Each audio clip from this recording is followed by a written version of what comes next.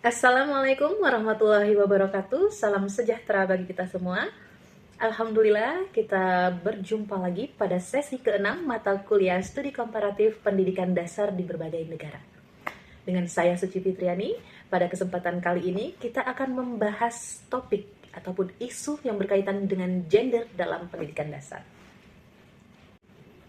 Kesetaraan gender berarti memberikan kesempatan, perlakuan, dan dukungan yang sama bagi siswa laki-laki maupun siswa perempuan dalam seluruh aspek pendidikan, sehingga tidak ada pihak yang merasa diistimewakan ataupun dirugikan karena jenis kelaminnya. Tujuannya adalah setiap anak dapat berkembang secara optimal sesuai dengan potensi, minat, dan kemampuannya masing-masing. Adapun aspek dari kesetaraan gender meliputi interaksi antar guru, kemudian kurikulum, bahan ajar. Sebagai seorang guru di jenjang pendidikan dasar, ada beberapa langkah yang dapat kita lakukan dalam menyikapi isu gender dalam lingkungan pendidikan. Di antaranya, yang pertama kita dapat menyediakan kesempatan belajar yang setara antara siswa laki-laki dan siswa perempuan. Kemudian menggunakan bahan ajar yang sensitif gender, lalu membangun iklim kelas yang inklusif, menerapkan strategi pembelajaran yang kolaboratif dan berdiferensiasi, kemudian mengembangkan nilai-nilai kesetaraan melalui pendidikan karakter, dan yang terakhir kita dapat melibatkan orang tua ataupun komunitas untuk menyikapi isu kesetaraan gender ini. Berikut beberapa strategi konkret dalam pembelajaran yang tanggap terhadap gender. Di antaranya, yang pertama, kita dapat merancang kegiatan belajar yang memberi peran serta bagi semua gender tanpa memandang apakah itu laki-laki ataupun perempuan. Kemudian, yang kedua, kita dapat menggunakan contoh, teks, dan tokoh dari berbagai gender. Lalu yang ketiga, memastikan bahasa pengajaran yang netral dan inklusif. Yang keempat, kita dapat mendorong kerjasama lintas gender di dalam kelompok. Lalu yang terakhir, nilai siswa berdasarkan proses kemampuan, bukan berdasarkan stereotipnya. Adapun strategi konkret dalam mengidentifikasi dan pencegahan diskriminasi terhadap gender. Yang pertama, kita dapat melakukan observasi interaksi siswa untuk mendeteksi apakah perlakuan ini bias. Kemudian yang kedua, kita dapat menghindari pembagian tugas berdasarkan stereotipnya.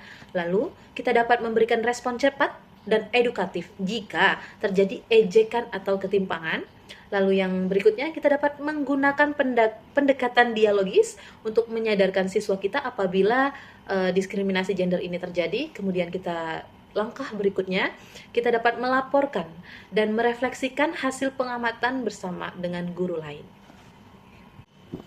Sebagai guru pendidikan dasar juga, kita dapat mengajarkan kepada siswa kita betapa pentingnya rasa saling menghormati perbedaan maupun merangkul keberagaman.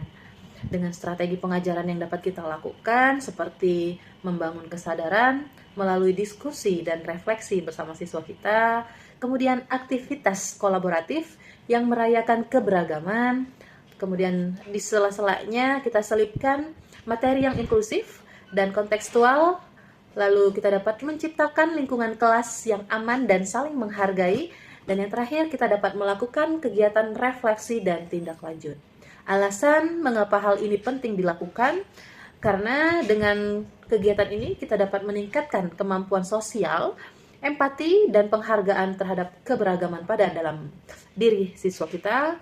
Kemudian siswa merasa dihargai dan merasa aman. Kemudian kita dapat membentuk karakter dalam diri siswa kita agar siap hidup bermasyarakat maupun secara global.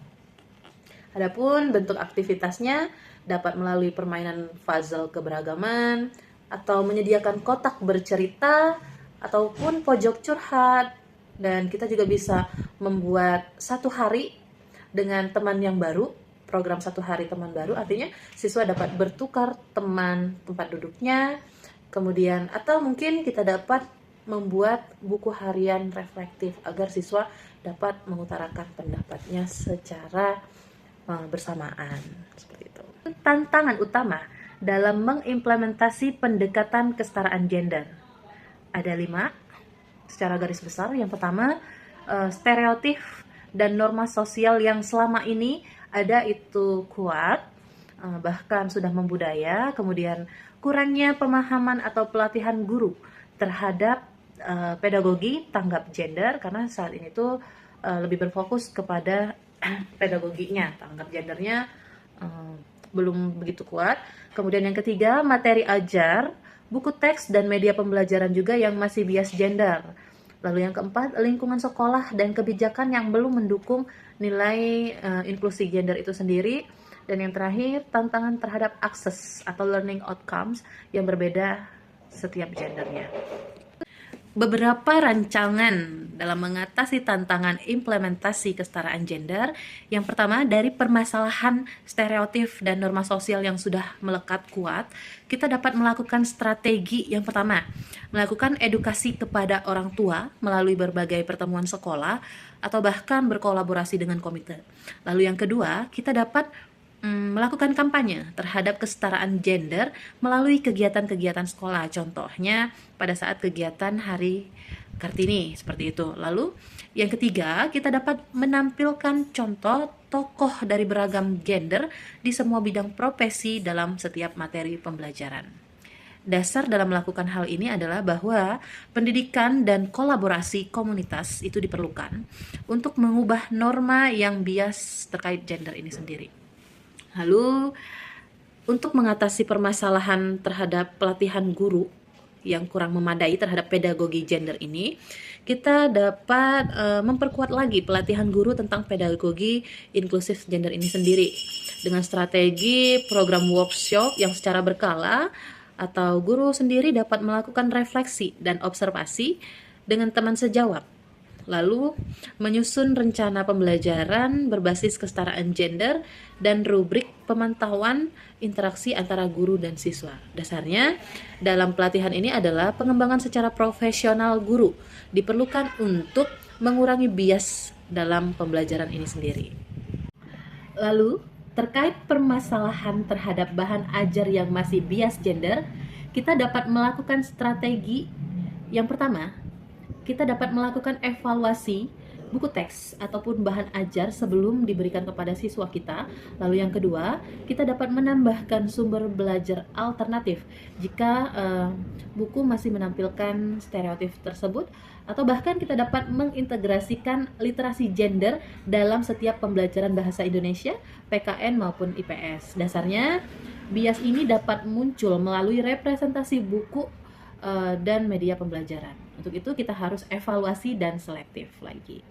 Lalu terkait kebijakan sekolah yang belum mendukung inklusi gender, kita dapat melakukan strategi. Yang pertama, mengusulkan kepada sekolah untuk menyusun kode etik terkait kesetaraan gender ini secara eksplisit. Kemudian semua prosedur, mulai dari pembagian tugas kelas, terus kesempatan mengikuti lomba, pemilihan ketua kelas, itu didasarkan pada kemampuan siswa, bukan pada gender siswa kita. Lalu yang ketiga, kita dapat memonitoring secara berkala kesetaraan dalam kegiatan pembelajaran maupun organisasi siswa kita. Dasarnya adalah sekolah perlu memastikan struktur dan lingkungan yang mendukung kesetaraan gender itu sendiri. Lalu terkait permasalahan terakhir, yaitu hasil belajar, kita dapat melakukan intervensi untuk mengurangi kesenjangan hasil belajar itu sendiri. Strateginya adalah kita dapat membuat bimbingan belajar tambahan untuk siswa yang tertinggal tanpa prasangka. Kemudian yang kedua, kita dapat menganalisis data hasil belajar per gender, tindak lanjut dari kegiatan individual. Lalu yang ketiga, kita melakukan sistem mentoring dan kelompok belajar yang heterogen. Dasarnya, akses pendidikan tidak otomatis menghasilkan kesetaraan capaian belajar. Kesetaraan gender dalam pendidikan bukan sekedar memberikan perlakuan yang sama, tetapi memastikan bahwa setiap anak memiliki kesempatan untuk tumbuh sesuai dengan potensi terbaiknya. Demikian presentasi singkat saya. Terima kasih atas perhatiannya. Assalamualaikum warahmatullahi wabarakatuh.